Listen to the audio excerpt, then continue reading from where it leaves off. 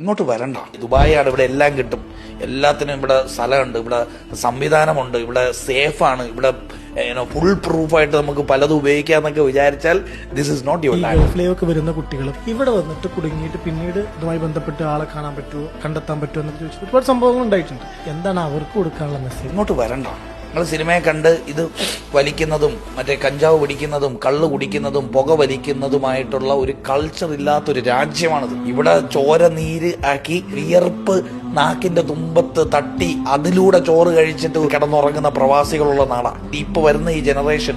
ഇവിടെ വരുമ്പോഴത്തേക്ക് expectation Dubai ആണല്ലോ, കാണും ദുബായുടെ കളറും ദുബായുടെ ഓളവും ഒക്കെ സ്ക്രീനിലൂടെ നിങ്ങൾ കണ്ടിട്ടുണ്ടാവും. ആ സ്ക്രീനിൽ കണ്ടത് മാത്രമാണ് ദുബായ് എന്ന് കരുതിയിട്ട് ജീവിതം നശിപ്പിക്കാൻ നിങ്ങൾ വണ്ടി കയറരുത്. ജോലിക്ക് എന്ന് പറഞ്ഞു വന്ന് അല്ലെങ്കിൽ വിസിറ്റിൽ ഇവിടെ വന്ന് ഡ്രഗ്സുമായിട്ട് റിലേറ്റ് ചെയ്യുന്ന ആക്ടിവിറ്റീസിൽ എൻഗേജ് ചെയ്യുന്ന ആൾക്കാർക്ക് തിരിച്ചു പോകാൻ പറ്റൂല.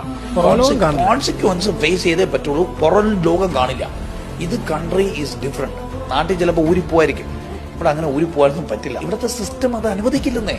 അതുകൊണ്ട് ക്ലീൻ ആയിട്ട് സേഫ് ആയിട്ട് സക്സസ്ഫുൾ ആയിട്ട് ലൈഫ് എൻജോയ് ചെയ്യണമെങ്കിൽ ഈ കൺട്രി എല്ലാ വാതിലും തുറന്നു തരും.